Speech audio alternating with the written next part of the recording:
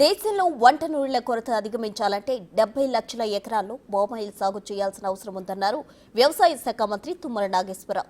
మరో మంత్రి జూపల్లి కృష్ణారావుతో కలిసి వనపర్తి జిల్లాలో పర్యటించారు. ఆయన దేవరకద్రాగ్ నియోజకవర్గంలోని సంకిరెడ్డిపల్లిలో ప్రియోనిక్ సంస్థ పామాయిల్ ఫ్యాక్టరీకు భూమి పూజ చేశారు.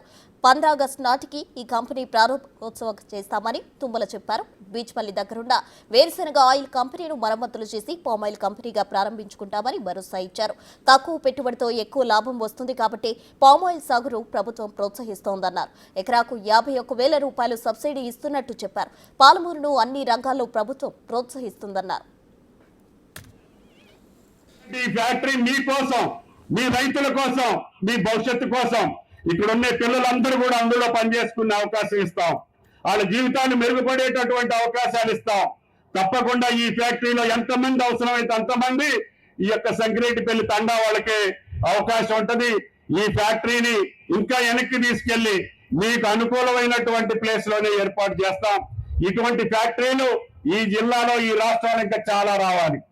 సుమారు 14 ఫ్యాక్టరీలు ప్రైవేట్ లో వస్తున్నాయి. ఇంకొక 14 ఫ్యాక్టరీలు మనం కట్టాలి. ఈ రేవంత్ రెడ్డి గారి ప్రభుత్వంలో అన్ని జిల్లాల్లో పామాయిల్ ఫ్యాక్టరీలు రావాలి. మనం స్వయం సమృద్ధి కావాలి. ఇతర దేశాల నుంచి ఆయిల్ కొనుక్కునే గతి మనకు ఉండొద్దు. తెలంగాణ రాష్ట్రమే పక్క రాష్ట్రాలకి, పక్క దేశాలకి ఎక్స్పోర్ట్ చేసే స్థాయికి మన రైతాంగం రావాలనేది మా కోరిక. కాబట్టి ఇప్పుడు అన్ని పంటల కంటే ఈ పంట మెరుగ్గా ఉంది కాబట్టి ఇది ప్రోత్సహిస్తున్నాం. ఇంతకంటే మెరుగైన పంటలు, ఇంతకంటే మేలైన పంటలు, ఇంతకంటే ఆదాయం వచ్చే పంటలు ఉంటే వాటిలో కూడా మిమ్మల్ని ముందుంచుతాం. ఇప్పుడు పామాయిల్లో కూడా కోకో వేసుకోవచ్చు.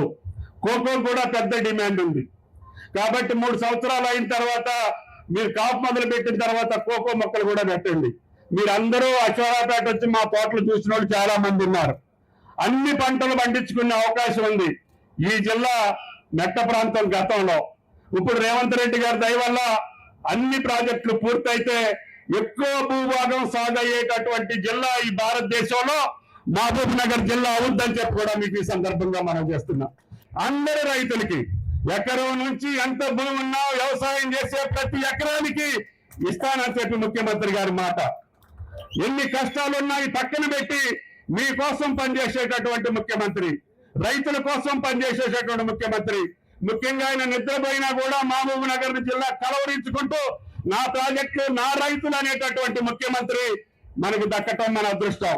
కాబట్టి ఆయన్ని మీరు రక్షించుకోవాల్సిన అవసరం, భవిష్యత్తులో ఆయన్ని పోషించుకోవాల్సిన అవసరం, ఈ అభివృద్ధిని కొనసాగించుకోవాల్సిన అవసరం ఈ జిల్లా వాసుల మీద ఉంది, ఈ జిల్లా ప్రజాప్రతినిధుల మీద ఉంది.